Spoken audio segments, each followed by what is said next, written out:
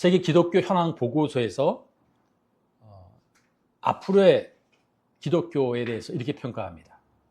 성령에 대한 이해가 더욱 중요한 시대가 되어지고 있다라고 말합니다. 우리는 성령 하나님, 성령님을 말할 때 간혹 두 극단 사이에 있을 수 있습니다. 하나는 어떤 이는 체험과 현상만을 기대하고, 반면에 어떤 사람들은 성령을 말하는데 혼선이 있을까 봐 아예 말을 하지 않고 조심스러워할 때가 있습니다. 그래서 우리는 어디에 서 있습니까? 성령을 특별한 경험으로만 이해하고 있습니까? 아니면 그냥 조심해야 할 영역으로 남겨두고 있습니까? 오늘 보면 우리에게 이렇게 묻습니다. 성령의 임재가 무엇이며, 성령의 은사는 무엇이며, 성령의 열매는 무엇입니까? 그리고 더 나아가서 성령님은 도대체 왜 오셨습니까?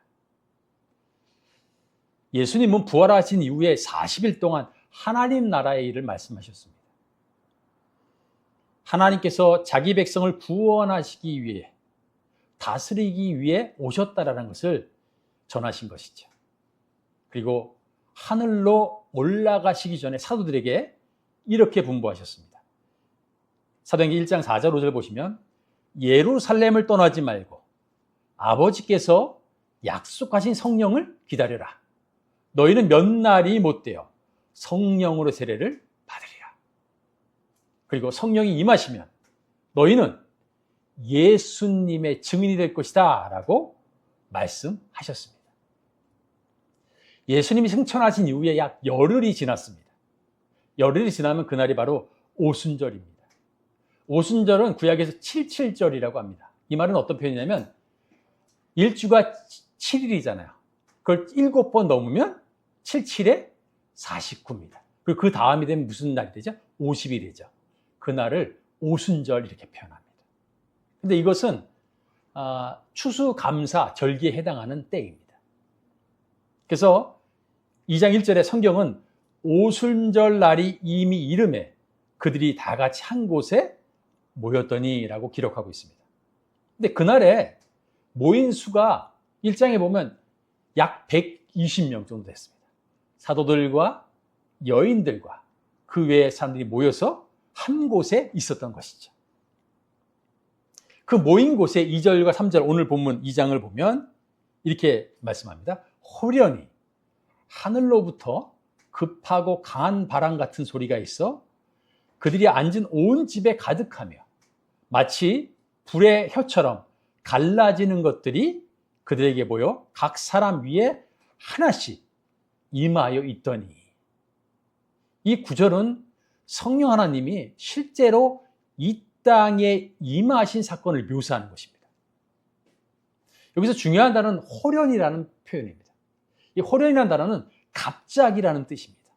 즉 갑자기 하늘로부터 이 일이 일어났다는 표현인데, 이 말은 하나님께서 친히 주도하신 사건입니다라는 표현입니다. 가끔 이런 생각하지 않으시나요? 이 묘사 도대체 어떻게 임하신 거야? 아니 한 번도 임하지 않으셨는데 이때의 모습을 어떻게 설명할 수 있을 것인가? 근데 중요한 것은 묘사하는 방식이 아니라 묘사한 것이 어떤 결과를 나타내는 것이 더 중요한 것입니다. 이런 편이죠. 그러니까 성령 강림은 인간의 열심과 준비로 나타난 결과가 아니고요. 약속, 그러니까 예수님의 약속이 성취된 결과이다라는 것을 분명히 보여줍니다. 그런데 이 사건이 바람 같은 소리와 불의 혀처럼 보이는 모습으로 각 사람에게 임했습니다. 그럼 바람이라고 하는 것은 보이지 않는 하나님의 영을 말하는 것입니다. 불은 구약시대 때부터 하나님이 임하실 때 나타났던 표식이었습니다. 특히 불은 이런 의미가 있죠. 하나님의 거룩함과 죄를 정결케 하시는 하나님의 성품을 상징하는 것입니다. 이 말은 지금 하나님께서 바람 같은 소리와 불의 혁처럼 각 사람에게 임하였다라고 말하는 것입니다. 이것이 평생, 아니 하나님께서 이 땅에서 딱 한 번 보이신 성령 하나님의 임재의 모습입니다. 4절을 보실까요? 그들이 다 성령의 충만함을 받고 성령이 말하게 하심을 따라 다른 언어들로 말하기 시작하니라. 여기서 중요한 표현을 말한다면 말하게 하심을 따라라는 단어입니다. 그러니까 성령이 말하게 하심을 따라. 여러분, 성령의 체험이 있습니다. 지금 성령의 충만이 일어났는데 단순한 체험이 아니라 어떤 일이 생겼냐면 예수님께서 약속한 그 일이 성취되고 그리고 그것이 사람들로 증인이 되도록, 증인에 된 삶을 살도록 하나님이 주도하신 사건으로 지금 나타난다는 사실입니다. 여러분, 구약에서도 성령의 임재는 있었습니다. 근데 그때는 특정한 사람들에게 나타난 능력으로 보였습니다. 그런데 오순절날 이 성령 감령 사건은 특정한 사람이 아니라 모든 성도에게 임하셨다는 것입니다. 그러니까 과거에는 특별한 일, 직무를 할 수 있는 능력이었다고 말한다면 지금은 모든 성도 안에 거하시는 내주하심으로 나타났다고 말하는 것입니다. 오순절 성령 강림은 약속이 성취되고 모든 성도의 가운데 성령께서 내주하는 사건으로 드러났다는 표현입니다. 그런데 이 내주하시는 하나님은, 성령님은 어떤 분이시냐면 인격적인 분으로 성령님께서 각 사람에게 내주하셨던 사건입니다. 이 말이 무슨 말이냐면 성령 하나님이 지금 충만한 이후에 나타난 것이 뭐냐면 성령께서 말하게 하심을 따라서 그 다음에 나타난 것이 무엇이냐면 다른 언어로 말하기 시작했다라고 표현합니다. 그래서 인격적인 성령 하나님께서 각 사람의 마음 가운데 하고 있는 일이 무엇이냐면 증인으로 세우셨다는 표현입니다.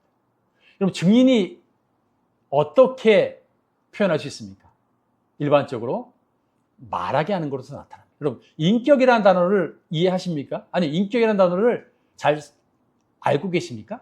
인격이라는 단어는 지, 정, 의를 말합니다. 이 말은 내가 생각하고 판단하는 것, 내가 사랑하고 돌보는 감정들, 그리고 내가 무엇을 결단하는 것들이 다 속하는 것이 인격이라고 합니다. 이 말은 성령 하나님도 우리를 가르치시고 깨닫게 하시고 알려주시고, 그죠? 그 다음에 사랑케 하시는 분이십니다. 그런 인격이 충만함을 나타나서 각 사람에게 뭘 나타냈냐면 증인되게 만드셨다는 사실입니다. 여러분, 하나님의 임재가 일어나면 가장 중요한 것은 성령께서 내 안에 계시고 그분이 인격적으로 우리를 만들어 가신다는 사실입니다. 그렇다면 여러분, 우리는 성령의 임재를 무엇을 이해하고 있습니까? 오순절날 경건한 유대인들이 세계 각 지역에서 절기를 지키기 위해서 모였습니다. 그런데 거기 모인 사람들이 사도들과 제자들을 통해서 각 나라의 말로, 자기들이 태어난 나라의 말로 제자들이 말한 것을 듣게 되었다는 표현입니다. 5절과 9절 보실까요? 그때에 경건한 유대인들이 천하 각국으로부터 와서 예루살렘에 머물러 있더니 이 소리가 나매 큰 무리가 모여 각각 자기의 방언으로 제자들이 말하는 것을 듣고 소동하여 놀라 신기하게 여기에 이르되, 아니 보라, 이 말하는 사람들이 다 갈릴리 사람이 아니냐? 우리 각 사람이 난곳 방언으로 듣게 되는 것이 어찌 됨이냐? 이렇게 말합니다. 제자들이 말을 하는데 듣는 사람들이 자신들이 태어난 곳, 난 곳의 방언, 난 곳의 언어, 그 사람들의 말로 듣게 된 것입니다. 그래서 듣는 사람들이 이렇게 말하죠. 아니, 지금 말하는 이 사람들이 갈릴리 지역에 사는 사람들인데 어떻게 우리 말로 말하느냐, 이렇게 말하죠. 그래서 놀랍게 여기고 소동이 일어난 것입니다. 그래서 이 표현의 중요한 것은 서로 다른 지역에서 온 사람들이 각자의 언어로 제자들을 통해, 사도들을 통해서 하나님 말씀을 듣게 되었다는 표현입니다. 9절에서 11절에 나오는 이 표현들은 뭐냐면, 이 경건한 유대인들이 적게는 수백 킬로, 많게는 수천 킬로 떨어진 곳에 지금 온 사람들입니다. 짧게는 한 달, 많게는 석 달 동안 이 예루살렘의 절기를 지키기 위해서 모여든 사람들입니다. 그리고 그 세계 각국에서 모인 사람들이 이렇게 말하죠. 11절 하반절과 13절을 보겠습니다. 우리가 다 우리의 각 언어로 하나님의 큰일을 말함을 듣는도다 하고 다 놀라며 당황하여 서로 이르되 이 어찌 된 일이냐 하며 또 어떤 이들은 조롱하여 이르되 그들이 새 술에 취하였다 하더라, 이렇게 말합니다. 하나님은 경건한 유대인들에게 사도들과 제자를 통해서 하나님의 큰일을 듣게 합니다. 여러분, 하나님 큰일은 이미 우리가 잘 알고 있는 표현입니다. 그것은 무엇이냐면 하나님께서 예수님을 통하여 구원하시는 역사를 말합니다. 그럼 여러분, 이런 궁금증이 생기지 않으신가요? 왜 하나님은 성령께서 충만함을 받은 사도들을 통해서 왜 각 나라의 말로 구원을 듣게 하셨을까?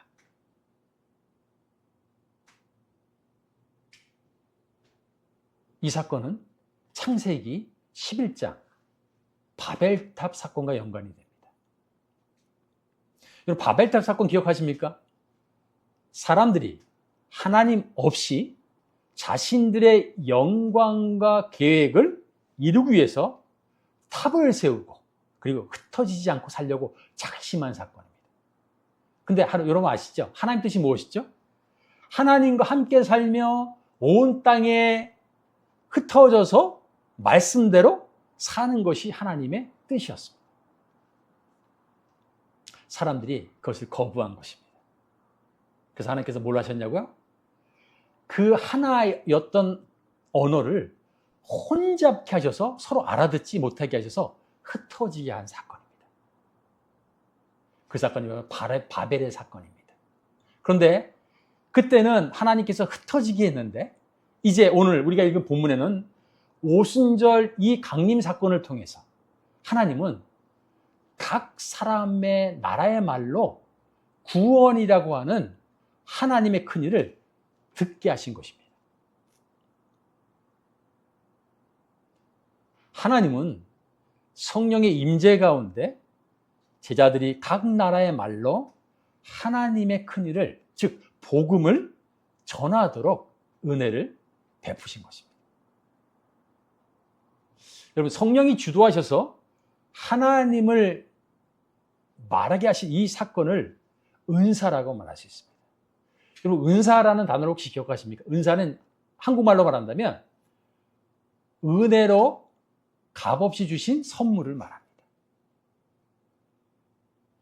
이런 표현이죠. 오순절날 성령 강림 사건은 하나님의 큰일을 예루살렘에 모인 모든 사람에게 은혜로 보여주신 사건이라는 표현입니다. 성령의 은사는 하나님께서 하나님의 일을 드러내기 위해서 사람을 통해서 일하는 방식을 말합니다. 그래서 은사는 사람의 능력을 나타내는 게 아니고요, 하나님의 일을 나타내는 방법이며 도구를 말합니다. 은사가 성경에 몇 가지로 크게 얘기할 수 있습니다. 첫 번째, 말씀 은사입니다. 가르치고 권면하는 것이 그에 속합니다. 두 번째는 섬김의 은사입니다. 구제를 하거나 긍휼을 베풀거나 봉사하는 것을 말합니다. 세 번째는 표적의 은사입니다. 병을 고치고 방언을 하고 능력을 나타내는 것. 이것이 은사라고 말할 수 있죠. 여러분, 근데 이것이 왜 필요할까요? 성경에서는 성령의 은사는 나를 특별하게 만드는 것이 아닙니다. 성령의 은사를 주시는 이유는 교회와 성도에게 유익을 주어 섬기도록 하시는 하나님의 은혜를 말합니다.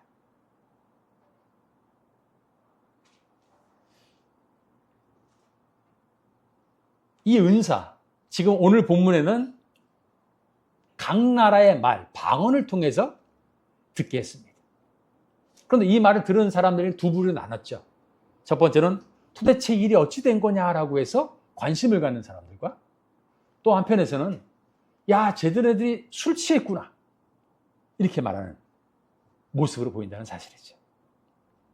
중요한 것은 이 성령의 충만함, 성령의 오순절 사건을 통해서 이 언어가 은사를 통해서 어떻게 주어졌는지를 분명하게 보여주고 있다라고 말할 수 있습니다. 우리는 성령의 은사를 무엇을 위해 주어진 것이라고 이해하고 있습니까?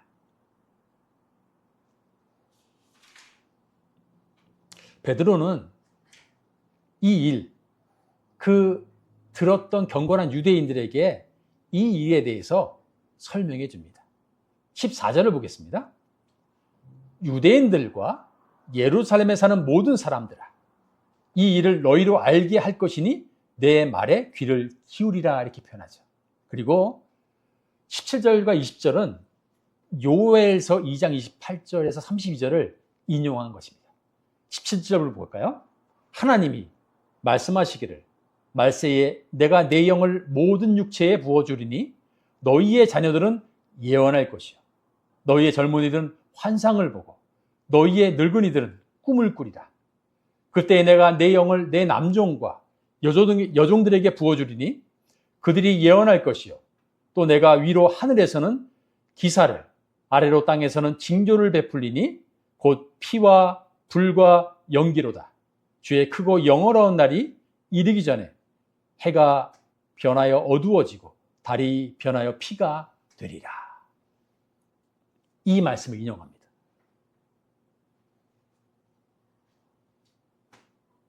구약시대 때 성령의 임재는 왕, 선지자, 제사장 같은 특별한 역할을 맡은 사람들에게 임했습니다.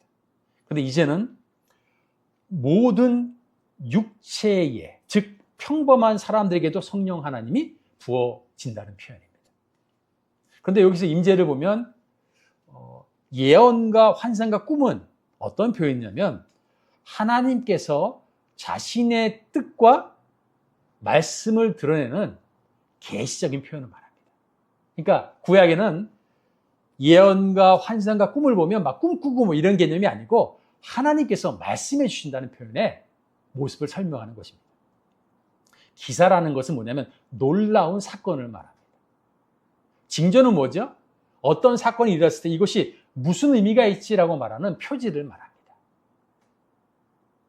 피와 불과 연기는 여러분 전쟁이나 심판처럼 큰 재난이 일어났을 때 보여지는 장면이죠. 그리고 해가 두려워지고 달이 피가 된다는 표현은 큰 변화, 전환이 온다라는 표현입니다. 이 말은 성령의 임하심이 이와 같이 이런 일들을 일어나게 할 것이다라는 표현입니다. 근데 더 중요한 것이 있습니다. 도대체 지금 말한 이것이 무슨 목적으로 일어난 것입니까? 라고 생각할 수 있죠. 그것이 21절입니다. 누구든지 주의 이름을 부르는 자는 구원을 받으리라. 여러분, 베드로 사도는 요엘서를 인용하면서 오순절날 나타난 사건이 단순하게 어떤 현상이 아니라 하나님께서 종말할 때 말세에 성령을 통하여 복음을 모든 사람에게 부어주신 사건을 말하는 것입니다. 그래서 21절에 누구든지 주의 이름을 부르는 자는 구원을 받는다라고 말씀하시는 것입니다. 오순절 성령 강림 사건은 구원에 대한 선언입니다. 성령께서 강림한 것은 구원의 문이 열렸습니다라고 말해주는 것이며 그 구원이 사람 안에 임해서 이제 그런 삶을 살 수 있도록 만든다라는 것을 표현하는 것입니다. 성령의 인재는, 아니 성령의 강림은 놀라게 할 목적이 아닙니다. 이것은 회개와 믿음을 통해 구원을 얻게 하신 하나님의 목적입니다.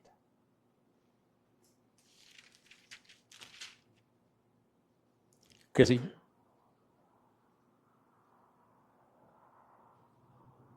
베드로는 이러한 성령 강림에 대한 내용을 분명하게 말씀하고 있는 것입니다. 여러분, 오순절 강림 사건은 신비한 경험을 자랑하려고 한 게 아닙니다. 성령께서 오신 목적은 주의 이름을 부르며 구원을 받게 하시는 데 있습니다. 그리고 그 구원이 여러분 삶의 열매로 드러나는 것입니다. 그래서 여러분 성령의 열매가 있는 사람들은 자랑을 하는 것이 아닙니다. 성령의 열매가 있는 성도는 구원받은 성도 안에서 어떻게 삶의 성숙이 이루어지고 있는가, 어떻게 그 사람 안에 점점점 드러나고 있는가를 말하는 것입니다. 신약에서 성령의 열매는요, 구원을 받기 위한 조건이 아닙니다. 성령의 열매는 성령께서 우리 안에 실제로 거하시며 구원이라고 하는 삶이 실제로 나타나는 결과를 보여주는 것입니다. 그래서 성령의 열매는 한 성도 안에 인격적으로 어떻게 드러나는가를 보여줍니다. 여러분 기억하실 것입니다. 갈라디아서 5장에 보면 성령의 열매는 사랑과 희락과 화평과 충성과 온유와 절제니, 이런 표현으로 설명을 하고 있습니다. 그런 모습으로 내 안에 드러나게 된다는 표현입니다. 여러분들의 삶 속에서 성령의 열매는 자랑으로 여기십니까? 아니면 성숙으로 이해하고 계십니까? 성경에 보면 에스겔 선지자가 있습니다. 에스겔은 제사장 가문 출신입니다. 유다가 망하기 전에 1차로 바벨론에 포로로 끌려갔던 사람 가운데 한 사람이 바로 에스겔입니다. 그런데 이 에스겔이라는 이 사람이 바벨론에 끌려가서 하나님의 부름을 받고 선지자로 부름을 받습니다.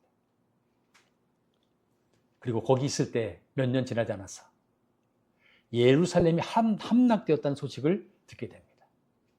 그리고 나서 거기 있던 바벨론에 포로로 있던 사람 완전히 소망과 소망을 잃고 절망 가운데 휩싸이게 됩니다. 그때에 하나님께서 에스겔에게 마른 뼈 골짜기 환상을 보여주십니다. 한번 이 부분 한번 볼까요? 에스겔서를 보겠습니다. 제 성경은 구약성경 1209쪽입니다. 구약성경 1209쪽입니다. 에스겔 37장입니다. 11절, 37장 11절을 한번 보실까요? 또 내게 이르시되 인자야, 이 뼈들은 이스라엘 온 족속이라. 그들이 이르기를 우리의 뼈들이 말랐고 우리의 소망이 없어졌으니 우리는 다 멸절되었다 하느니라. 이렇게 말합니다. 여러분, 이 마른 뼈는 이스라엘 공동체를 말합니다. 여러분, 마른 뼈 하면 어떤 느낌이 들죠? 다시는 살아날 수 없는 것 같은 상태를 말하는 것이죠. 에스겔이 이 환상을 보여주시면서 하나님은 에스겔에게 묻습니다. 3절을 볼까요? 그가 내게, 하나님이시죠? 인자야, 이 뼈들이 능히 살 수 있겠느냐? 하시기로 내가 대답하되 주 여호와여, 주께서 아시나이다. 절망의 순간이 찾아왔습니다. 그때 하나님께서 묻습니다. 이 뼈들이 살아날 수 있느냐라고 말할 때 에스겔은 주께서 하십니다 라고 말하죠. 이때 하나님은 절망을 끝으로 둔 것이 아니고요, 하나님께서 소망을 말씀하시기 위해서 지금 질문을 하신 것입니다. 그러면서 하나님은 두 번의 회복을 말씀으로 약속하십니다. 그래서 회복을 말씀을 전하는 것으로 시작하는데요, 4절과 6절을 보실까요? 또 내게 이르시되 너는 이 모든 뼈에게 대언하여 이르기를 너희 마른 뼈들아 여호와의 말씀을 들을지어다.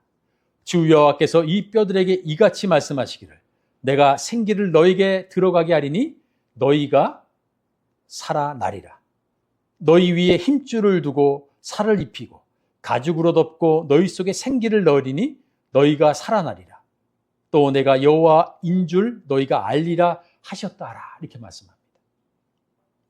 여러분, 말씀이 선포되자 뼈들이 맞춰지고 힘줄이 생기고 살이 올라서 가죽이 덮였다는 표현입니다. 그런데 더 중요한 것은 그것으로 끝난 것이 아니라 8절에 보면 내가 또 보니 그 뼈에 힘줄이 생기고 살이 오르며 그 위에 가죽이 덮이나 그 속에는 생기가 없더라. 이렇게 표현합니다. 그래서 9절을 보시면 또 내게 이르시되 인자야 너는 생기를 향하여 대언하라. 생기에게 대언하여 이르기를 주 여호와께서 이같이 말씀하시기를 생기야 사방에서부터 와서 이 죽음을 당한 자들에게 불어서 살아나게 하라 하셨다 하라. 이렇게 말씀합니다. 그러자 이 생기가 그들에게 들어가자 큰 군대가 되었다. 이렇게 성경에서 표현합니다. 여러분, 여기서 생기는 무엇을 말하냐면 하나님의 영을 말합니다. 생명을 주신 하나님의 임재를 가리킵니다. 그러면서 14절을 보시면 내가 또 내 영을 너희 속에 두어 너희가 살아나게 하고 내가 또 너희를 너희 고국 땅에 두리니 나 여호와가 이 일을 말하고 이룬 줄을 너희가 알리라. 여호와의 말씀이니라. 제가 좀 길게 설명을 했습니다. 왜냐하면 이 본문이 어렵기도 하고 한 번쯤 이렇게 들어보는 것이 좋을 것 같아서 말씀을 드렸습니다. 여러분, 이 에스겔에게 주신 이 말씀의 때가 어느 때냐면 소망이 끊어진 상황 때 주신 것입니다. 절망이 엄습했을 때 주신 말씀입니다. 그때 하나님께서는 두 가지 방법으로 회복을 약속하셨어요. 첫 번째로는 말씀이었고 두 번째로는 생기, 성령을 통해서 이 일을 회복하게 하셨다고 말씀하신 것입니다. 여러분, 소망이 끊기고 절망이 생길 때 이렇게 말하면 힘들달까요? 소망을 가지십시오. 절망을 이겨내십시오. 라고 말한다면 그것으로 되겠습니까? 그렇지 않을 것입니다. 오늘 하나님도 소망을 잃고 절망 가운데 있는 이스라엘 백성을 향해서 말씀으로 시작해서 생긴 성령을 불어넣으실 때에 바로 회복이 이루어졌다라고 말씀합니다. 우리는 신앙을 살면서 결심으로 되어지지 않습니다. 우리는 말씀과 성령을 통해서 시작되게 되어 있습니다. 이것이 하나님께서 일하시는 방식이십니다. 그런데 우리는 압니다. 우리의 현실 속에서 이런 마른 뼈 같은 장면들이 얼마나 많이 있는지 생각할 수 있습니다. 말씀이, 기도가 점점점 줄어듭니다. 아니, 거룩이라는 이 모습이 우리 믿는 사람 가운데 사라지기 시작합니다. 사랑이 어디 있는지 찾을 수 없는 그런 모습으로 약해지는 것을 볼 때가 있습니다. 여러분, 겉모양은 있는데 생명이 없는 그런 모습이 보일 때가 있습니다. 아니, 말씀을 듣는데 삶을 흔드는 능력이 아니라 그냥 지식으로 남고 마는 그런 시대를 살고 있습니다. 교회는 빛과 소금이 아니라 이제는 자기들만의 공동체로 보이기 시작할 때도 있습니다. 그런데 이 일은 공동체만의 일이 아니라 우리의 일상에서도 드러나게 됩니다. 삶에 지치면, 영적인 공급이 없다 보면 점점점 무기력해집니다. 감각을 잃게 됩니다. 우리 안에 우리 이렇게 알고 있습니다. 교회가 내가 점점점 메말라지고 있구나라는 생각을 가질 때가 있습니다. 여러분, 성령 강림 사건은 한 번 이루어진 사건입니다. 이 사건은 성령의 임재를 누구나 경험하는, 아니 일반적인 모든 사람이 경험할 수 있다는 것을 보여주는 사건입니다. 이 말의 다른 표현은 오늘도 우리는 성령의 충만을 누리며 살아가야 된다는 것을 말하고 있습니다. 여러분, 하나님께서는 성부와 성자와 성령으로 삼위일체로 계십니다. 그분들이 계신 이유는 각자의 하나님이 하신 일이 있기 때문에 그렇습니다. 그런데 우리의 소망과 회복의 삶에 오늘 성경 말씀은 성령 하나님께서 우리에게 본문과 같이 회복을 주신 일로 이 땅에 오셨다는 것을 보여주고 있습니다. 여러분들, 성령 하나님이 우리 안에 내주하시고 인격적으로 우리를 대하십니다. 그리고 성도답게 살게 하시는 분이십니다. 여러분, 성령 하나님은 하나님의 큰 일을 위해서 교회를 섬기고 이웃을 섬기라고 우리에게 은사를 주신 것입니다. 성령 하나님은 구원이 우리 삶에 실제로 일어나도록, 우리 삶이 실제로 성숙하도록 성령의 열매를 주셨습니다. 오순절날 성령이 임하신 사건은 마른 뼈를 살리시겠다는 하나님의 약속이 실제로 일어났다는 것을 보여주는 사건입니다. 그리고 이것이 우리 안에 동일하게 역사하고 있다는 것을 말씀해 주고 있는 것입니다. 여러분, 우리는 스스로 살아날 수 없습니다. 마른 뼈는 스스로 맞추어지고 그리고 살이 새롭게 올라올 수 없습니다. 하나님께서 하실 때 우리는 살 수 있습니다. 우리의 힘으로 생명을 누릴 수 없습니다. 우리가 교회를 세울 수 없습니다. 어떤 분이 그렇게 말씀하시더라고요.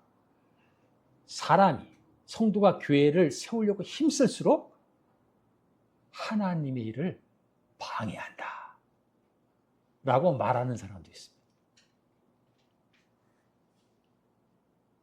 성령께서는 예수님께서 죽으시고 부활하신 이후에 우리를 돕기 위해서 보혜사로 우리 가운데 오셨습니다. 우리가 사는 것은 우리의 결심과 열심 때문이 아닙니다. 그리스도께서 승천하시고 우리를 위하여 성령 하나님을 보내셔서 우리의 삶에 실제로 힘을 얻고 그리고 공급받을 수 있도록 우리 가운데 일어난 일입니다. 여러분, 우리의 소망은 우리 안에 있지 않습니다. 오직 하나님께 있습니다.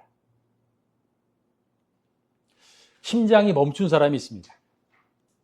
그 사람은 스스로 심장을 다시 뛰게 할 수 없습니다.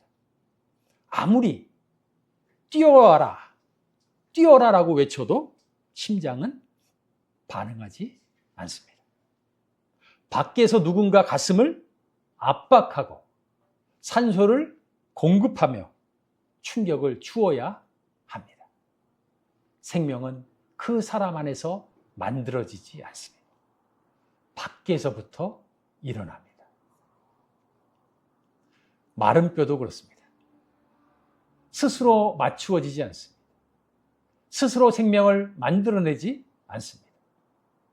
하나님이 말씀하시고 하나님의 생기, 하나님의 성령을 통하여 비로소 임했을 때에 살아나게 됩니다. 우리가 사는 것은 우리의 결심 때문이 아닙니다. 우리가 교회를 세우는 것은 우리의 열심 때문이 아닙니다. 우리가 사는 것은 성령께서 그리스도의 십자가와 부활을 우리 가운데 경험되어지고 살아갈 수 있도록 실제가 되게 하시기 때문에 그렇습니다. 성령 하나님은 우리 안에 살아계십니다. 그분은 우리를 돕기 위해서 이 땅에 오셨습니다. 이번 한 주간도 하나님의 성령을 통해 우리 가운데 풍성한 삶을 살아갈 수 있도록 함께 하시기를 소망합니다.